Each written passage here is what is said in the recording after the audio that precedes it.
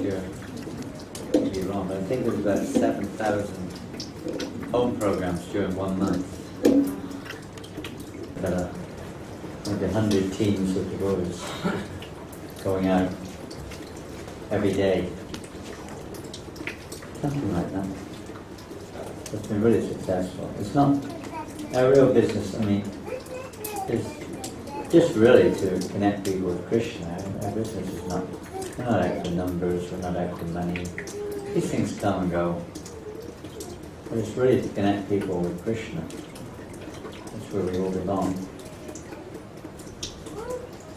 So this is a nice program to do that. And we have it even I've seen it in Malaysia. It's not just in people's homes, we have them in public also. One of the interesting ones is at the market. Mostly Muslim people coming. Even Muslim people offering lamps to Damodar. Not just Hindus, Muslims also. All kinds of people, Christians, Muslims. It's a nice custom in Malaysia where they have, of course Diwali is coming up. When is Diwali? October 17th. Yeah? 17th. October 17th is Diwali Day. So Diwali is actually the day when this pastime takes place. Now, I don't know if you have a big program here in Sydney for Diwali, but in Malaysia Diwali is a public national holiday. All the Muslims are on holiday, Christians are on, everyone's on holiday on Diwali. All countries are on holiday. It's the one Hindu holiday of the year when everyone's on holiday. And as you probably know, that the Muslims and the Christians and everybody, they all come round to the Hindus' houses. There's a kind of a little bit of a respect there and relationship. So that takes place on Diwali in Malaysia. So they're accustomed to that, to sharing each other's customs. So this is a good opportunity for us to do that too. But particularly this pastime of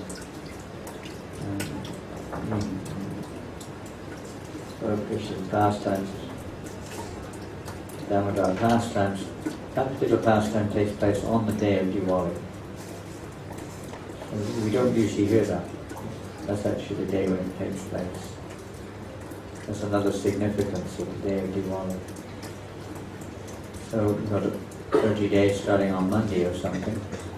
Be nice, those who are in position to do so. Find out, I don't know, later on someone's going to discuss this program and the details maybe. Take part in it. It's a lot of fun. There's no more greater happiness really than seeing other people connecting with Krishna. It's the greatest pleasure. It's greater than our own connection to see others connecting with Krishna. This is our purpose, to bring happiness. Happiness is not just, laughing and joking. That may be there, but it's a real happiness is within our hearts, that we're no longer irritated or agitated or frustrated, and anxiety for material achievement.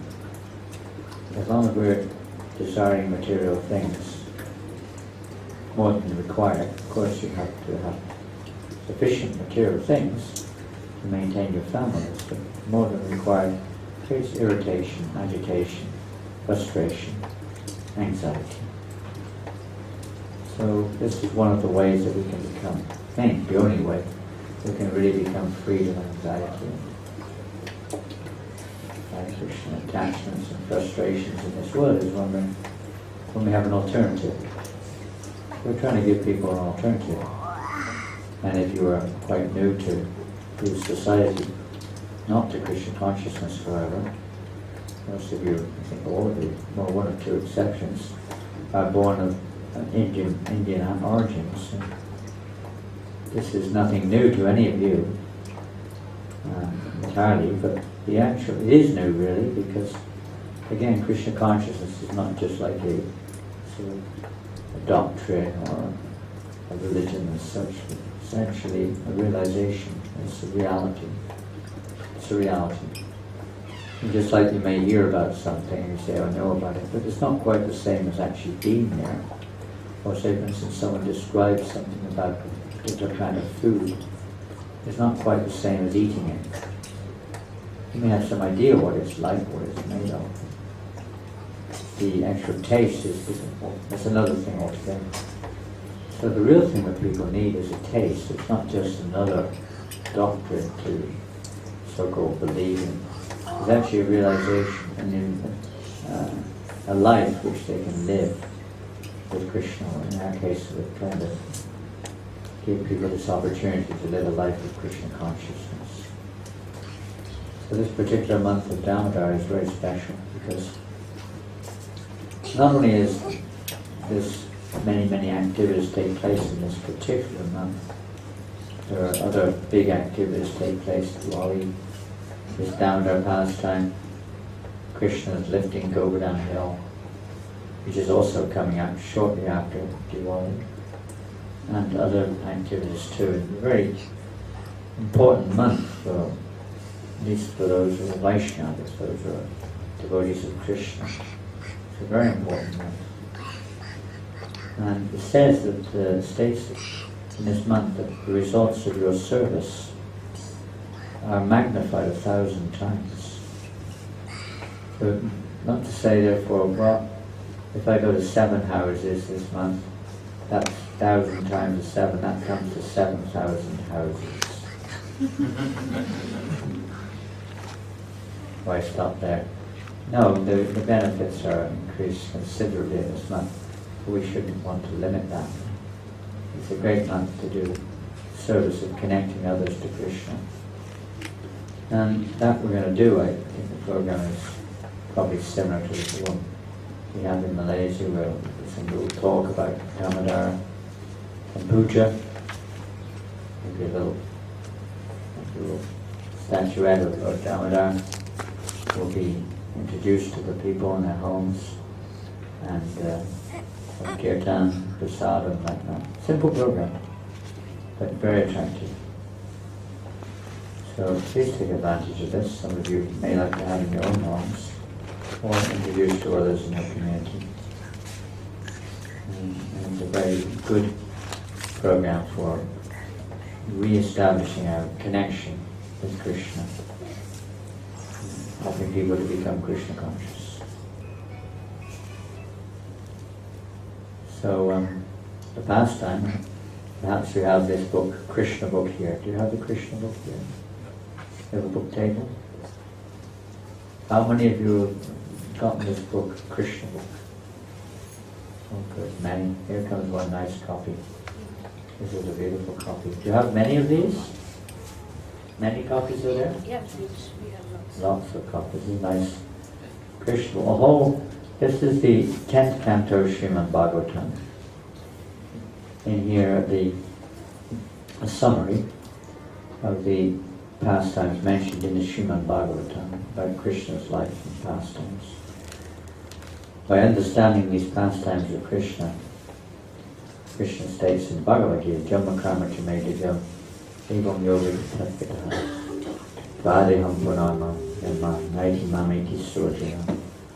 The one who understands the transcendental nature of my appearance and activities in this world does not take birth again in this world. So where do they go? They go back to Godhead, the spiritual world. Simple process of understanding Krishna's pastimes. This book particularly, Prabhupada, our spiritual master, who wrote this particular summary study of the 10th Srimad Bhagavatam, 10th canto, states that this book alone is sufficient to go back to Godhead. Because it's not just a book about Krishna's pastimes only, but the whole philosophy, practical application, everything is described in this book. Very beautiful. If you haven't got it, I understand they have more on the book table. It's really worth it. We spend so much money on so many things.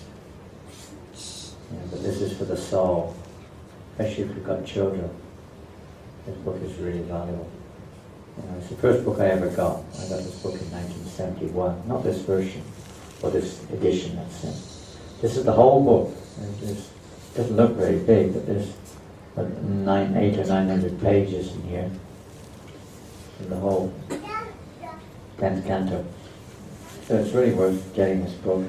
There's a whole section in here where Krishna lifts Govardhan hill. And there's a whole section in here where he, with his pastime, which we now call Damodar, one of his bound around the udara, around the abdomen and the waist, by ropes of Mother Yashoda. So I guess we should tell that pastime a little bit tonight, just for the sake of hearing something about Krishna's pastimes. This is when Krishna was in Gokul. When Krishna appeared, where did Krishna appear? Where was he? Where did he appear in this world? New Zealand. Ujjain.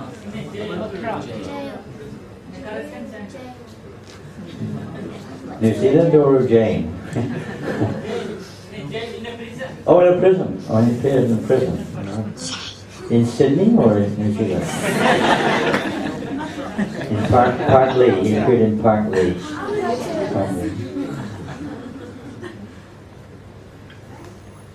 Where was the jail?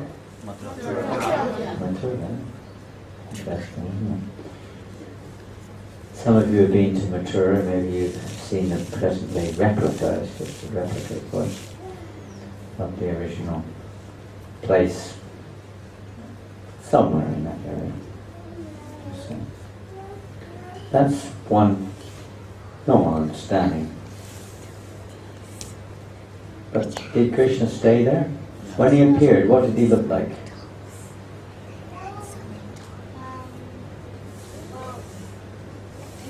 had aura around him. Aura, yeah. Effulgence. Shining. What else? Do you know? He had a lotus. Yeah, a good. chakra. A Yeah, love. Shank. And a conch. Yeah, these 4 symbols. Now, those are, who carries those 4 symbols? Vishnu, Narayan. You don't see Krishna in Vrindavan with those 4 symbols, do you? No. Doesn't. Krishna's in this simple 2-armed form. So how is that? Krishna appeared in Mathura with 4 arms, holding these 4 symbols, very majestic looking. And he's known as Vasudeva, the son of Vasudeva. So what happens? There he is in the jail, and then he's a little tiny boy in Vrindavan. What's that? All the chains go loose, and he gets carried from Mathura to Goloka. Into Vrindavan. Good. It's very good. You've been hearing about Krishna's personal pastimes. Good girl. You deserve a sticker. Where's those stickers? Where's that bag? Where's the blue bag? Give this young lady a sticker. Jagannath sticker. When Krishna was in Mathura, short time, Mother Devaki and Vasudeva, Mother and Father, Krishna, you are young lady. Thank that's for Jagannath. Thank you. Mother Devaki and Vasudeva, the parents of Krishna, were very worried, of course, because already Kamsa had killed 6 of their children. And they were very afraid that now Kamsa would come again and try to kill their 8th child. 7th child, of course, would be transferred to the womb of Rohini in Vrindavan.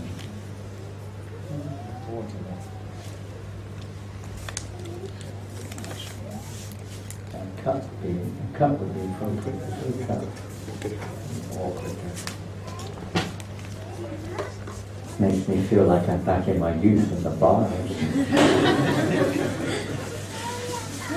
Straight from the bottle. Back as a baby, from the milk bottle.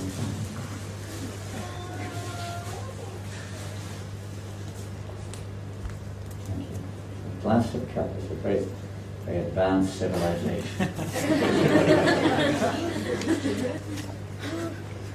In ancient times they would have golden cups and they would throw them away. You have to please wash your plastic cups out of the program. You have to recycle the cups, or to throw plastic cups away now.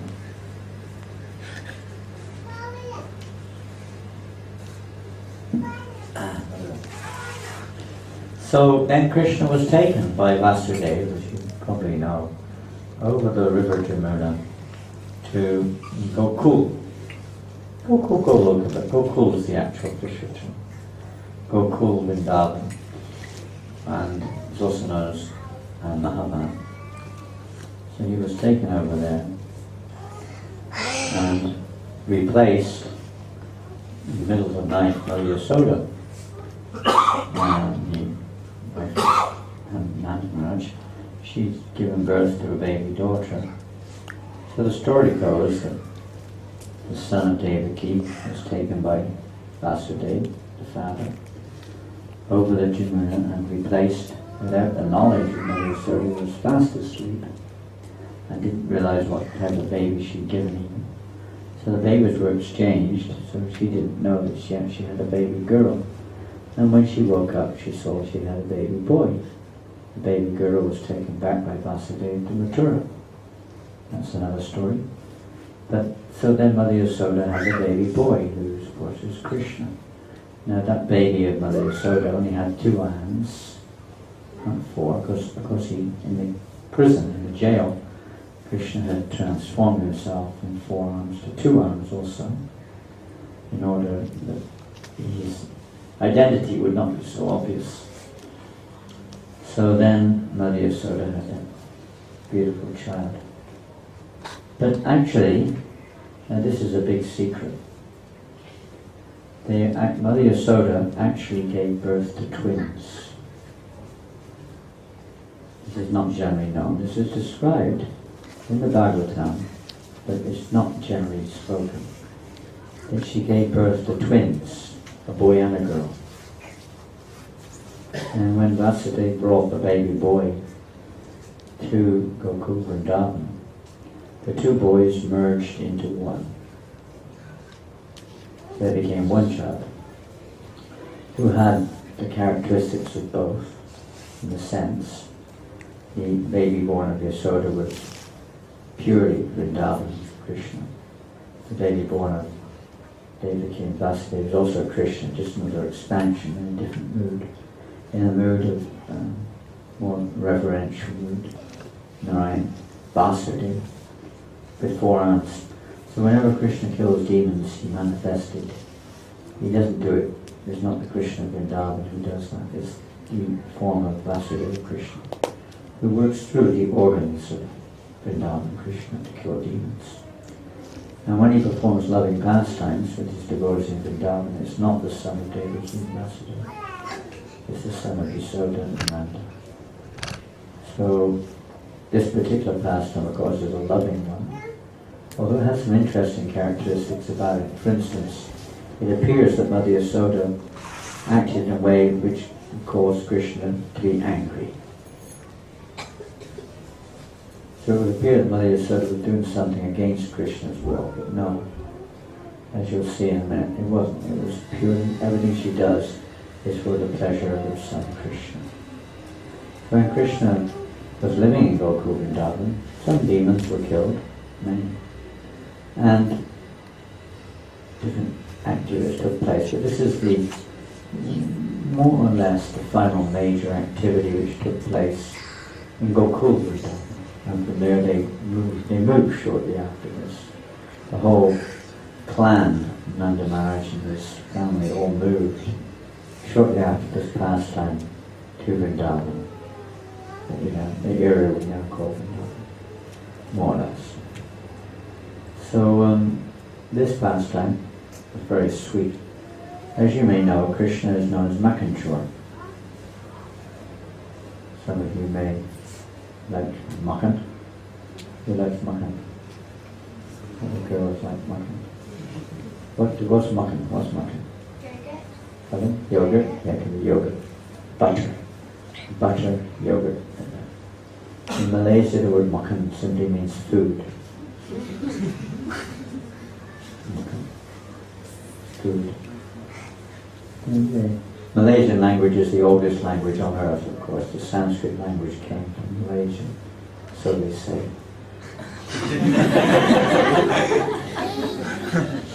Half the words are coming from Hindi or from Sanskrit. So Krishna's name is Makanchor. What's Makanchor mean? That butterfly, good girl, she deserves a sticker. Give her a sticker. Just keep the bag with the stickers in it, because unless you want to keep getting up and down, keep fit. So Makanchor, Krishna, the butter thief. So he was always going. And Krishna, everything in this world has its origin in the spiritual world. Even theft. But the theft in the spiritual world of Krishna brings nothing but pleasure. In this material world it brings anxiety and so much distress. But in the spiritual world, it's like a little baby, a little child. A little child calls up and takes something, it's not quite the same, is it? It's almost fun, you know. You don't do that, but it's kind of like fun for the parents, even the neighbors sometimes. In the case of Krishna, it's much more than that, because Krishna is the most sweet, all-attractive, lovable person. So he would go as a little boy, a little tiny boy, just a few years old. He would go and he would steal from all the neighbors, all the gopis. He would go into their homes and he would steal all the butter and all the yogurt.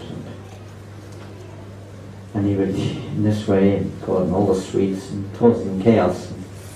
And then he'd feed it to the monkeys. If he couldn't reach it, he'd smash the pots and it would all fall out. And like this.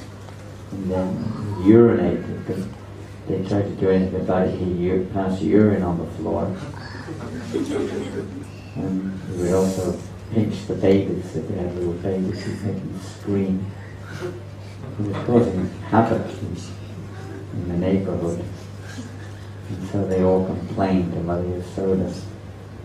If you don't do something about this, you're a naughty boy, you have to do something to stop him. So, of course, Mother Yasoda was, she was about to do something, but nobody ever said, no.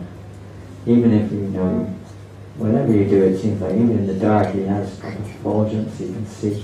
As soon as they looked at Krishna's face, nobody could do anything. His sweet, innocent face, smiling at everybody, as if he had not done anything. Their children are sometimes, they try to look innocent. And no one could really know what to do with this child. I don't know. So I'm going to chastise him. I said, no, do not chastise him. Although they were complaining, they liked it actually, they were enjoying it. So Mother Yasoda thought, I've got to do something about this.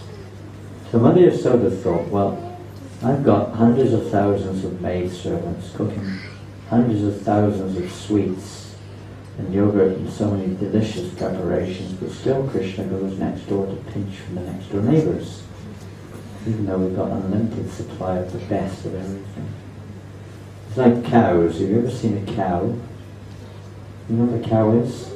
Yes. You've seen cows? They still have cows? Lots of them, but sometimes children don't see them. They just live in the city all the time. They never see a cow. They don't know what they are really. So anyway, you know what they are. I know. Cows, so you see them when they got a nice field of grass, but they'll go right up to the fence, and they'll poke their heads through the fence as far as they can break the fence even though they have the field full of grass. just to get the grass in the field next door. They got unlimited grass, but they go for the grass in the field next door. Even if they get a little electric shock, they still poke their nose through there. So it's kind of like nothing unusual. So Krishna had unlimited sweets and butter and ghee and yogurt and cream and everything Mother Yasoda was providing. But still Krishna was going elsewhere. He didn't stay at home. He was a very restless, mischievous child. And so she thought, well, the only thing to do here is I'll have to do all these sweets myself. I'll have to make all the yogurt and curd and everything myself. So she took it up herself, although she had thousands of maidservants. So she has a herd of cows. Mother Yasoda has a personal herd. How big is the herd? How many cows in Nanda Maharaj's herd? There's only a small herd actually, only 900,000 cows. Not many.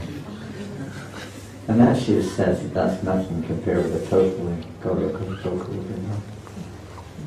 Each coward boy had hundreds of thousands of cows, everyone. There are millions of coward boys. So countless cows. There's no limit to the number of cows in Goloka and unlimited. So she took her prime herd, the chief herd of 900,000. And out of those there were 100 cows that are said to be the cows of all cows. They're the greatest cows of all. And they eat the sweetest grass. And their milk tastes like inconceivable nectar. So that was, she only took that milk and she personally made everything from that milk. And so she was personally making all these wonderful sweets and different milk preparations for Krishna. That was her intention, to please Krishna. It's not so much, that's one side of it, but the real side of it is what really pleases Krishna. It's not necessarily that you've got the best milk. And by the way, if you want the best milk, wash out. If 99% of the milk you buy in a shop is not much good. It's next to no good at all. There's only 1 or 2 grams, I don't really know if you can get them in Australia, which are any good. Unless you get directly from the cow. If you have your own cow, anyone have their own cow? That's the best. Well, you can get put cow in the garden. And cows in your garden. Staying in a 20th story apartment block. With a cow on the balcony. That would go down well with the council. Probably not with the neighbours either. But anyway, if you have a cow, you're lucky because that milk's good. And the only other milk which is really digestible is milk which is nothing more than pasteurized. But unfortunately 99% of the milk is more than that. They homogenize and standardize and stabilize and reconstitute it and do all sorts of stuff which ruins the milk entirely. You're not getting milk at all actually. You're getting mostly lactose and a few bits and pieces, chemicals thrown in and different things like that. Isn't much good for us. So the real milk is very good. So she had the best of milk. And her intention was to use that for Krishna. But it's not that alone, it's the love. It's her love which really captures Krishna's attention. So she was preparing these sweets with love for Krishna. Meanwhile, Krishna was lying down. She put him down to rest. But Krishna woke up and he was feeling hungry, so he started to cry, as babies or young children do. So then Mother Yasoda put the cooking aside and came to Krishna and started to feed Krishna her breast milk. Meanwhile, pots of milk she could hear were boiling over. And sometimes that happened, the milk started to boil over. So she put Krishna down again and went back to the kitchen to attend to the milk cooking for Krishna's pleasure. Krishna, however, wanted to perform some sweet pastimes. So he got very angry. He got angry what is this? My mother has put me down in the middle of feeding me. This is not good. So he thought, I'll teach a lesson. I'll do something very naughty. It's nothing unusual for Krishna. So he decided that he would now create chaos in his own mother's store. So he went into the storeroom where all the pots of yogurt and curd and butter and everything was stored, and he started to empty them out, smashing the pots. Monkeys came left and right, and he started to feed the monkeys, as well as eating himself, covering himself with curd, feeding the monkeys, and everyone was having a great party, having a good birthday party or whatever like that. And meanwhile, Mother Yasoda finished correcting everything in the kitchen. She came back. She saw her son was no more there. He crawled off somewhere. So she went looking, where is he gone? And she found all the broken pots here, scattered here and there. This is my naughty son has done this. She thought, where is he? And then she saw him, because Krishna was back to Mother Yasoda, but he could see in the reflection in the monkey's eyes his mother was coming. And the monkeys could see that he saw his mother coming, so then he ran his little way with the little boy. He got up and ran as fast as he could to get away from Mother Yasoda. And although he was a little tiny tot, Mother Yasoda was a full-grown woman. No matter how fast she ran, she couldn't catch him. Very mystical. Running around the courtyard, round and round and round. Mother Yasoda got so tired, sweating, and hair fell loose, her flowers were falling out of her hair. Everything was getting loose. She was trying to catch Krishna. Now Krishna cannot be caught by anyone. Even the yogis cannot catch him. He's beyond their catch. He's only caught by love. When Mother Yasoda was toiling like this, she thought, I better teach my son a lesson.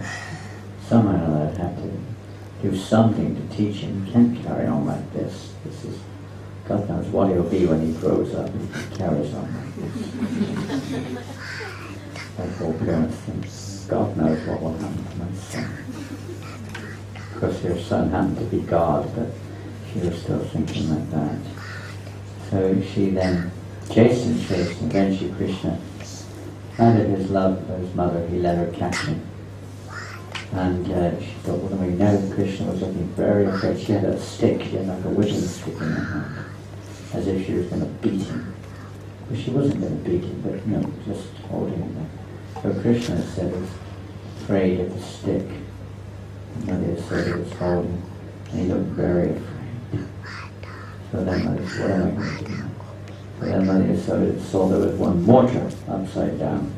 So she took some rope, and she thought, I better just, for the time being, tie my son to this mortar, then I'll go back and finish off the cooking and everything. So she tried to tie her son to the mortar, and try as she may, she couldn't do it. She took a long piece of rope, and it was short, that much. She tied more rope onto that rope and tied again, still that much too short. Rope after rope after rope. She called all of her friends. They all brought their ropes. There were mountains of ropes. And still it was that short. Couldn't tie it. No one could. All the gopas were laughing. Mother Yasoda was sweating and wondering what to do. They were mystified. Totally mystified. Krishna is teaching us something. That he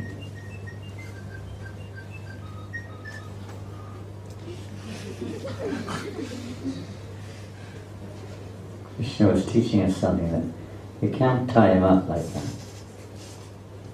He's only captured.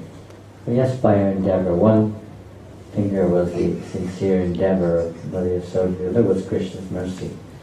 So eventually he agreed to be tied. So they tied him up with the ropes. Or she tied him up eventually. And then she went back to attend to the cooking. Meanwhile, Krishna thought, now this is too much. First of all, she puts me down when I'm halfway eating. Then she comes and chastises me. Now she ties me up. What have I done wrong? Now I'll really do something naughty.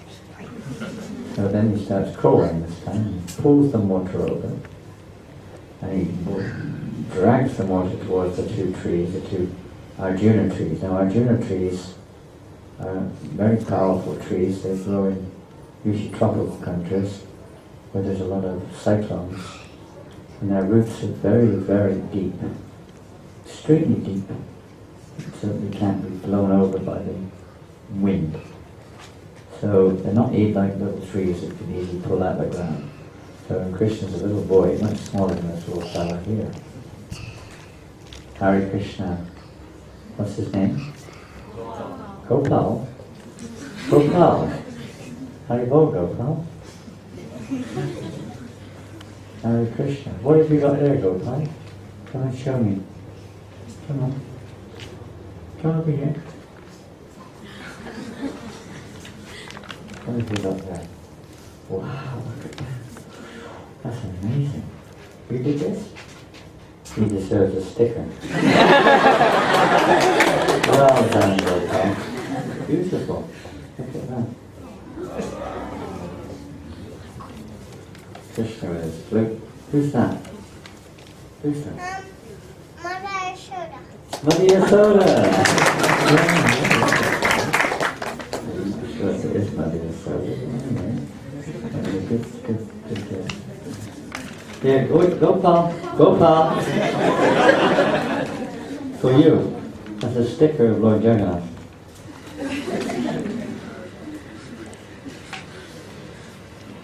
Hare Krishna.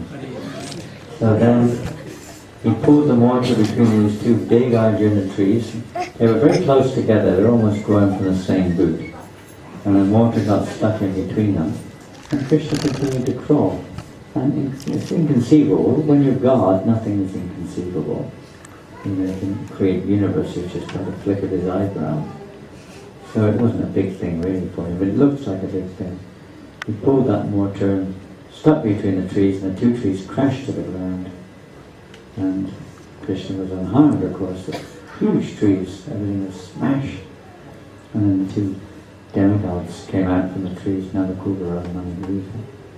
And so many things took place like that.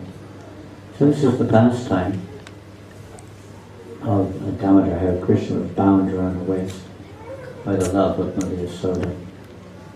He's bound up by love, not by ropes. Ropes of affection, you can say. A person is bound by ropes of affection. That's what really binds. And we can all bind Krishna. This is a good month to do it. He's bound up by love. He's controlled by the love of his devotees. Not by some ritual, not by some mechanical thing, but by actual love. We can show our love for Krishna at this stage. We're not purists, so we can't relate like that exactly. But we can show it by making our efforts to live our lives for Krishna's pleasure and to try to bring others to Krishna consciousness. And by chanting Krishna's names, we can express, we have at least a desire to love Krishna. And this is one way we can do it. So this festival of Damodar, and tonight we're going to offer lamps to Damodar. They're ready? Where are they? So we have, I think, lamps to offer. Everyone is welcome, I guess. This is another way which is recommended this month, is to offer a lamp. Deep to Lord Damodar. I don't know, you have ghee lamp or 1 2 minutes, I'm quite finished yet. Or candle or ghee lamp? Ghee lamp. So this is nice, you can do it at home. You have some, I don't know if we have enough for everybody here. What's the idea, that offer one, we offer many? Or? Each one can offer one. Oh, we have so many. Yep. That means we say that maybe 20. We have got enough replenish. Okay, as they come. So we have ghee wicks and some little lamps.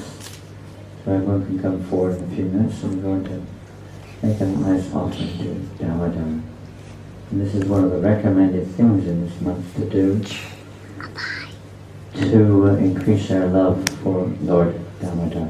Damodara. One who is bound around the waist, the abdomen. Dama. Daya. Do another Dara around the waist. Hare Krishna. Hare Krishna. Jai Shri Shri Radha Damodara Ki Jai. Hare Krishna, thank you very much. Please get this Krishna book if you haven't got one already, and if you've got one, get another one. Get more, and distribute them to your friends. Great present, wonderful present.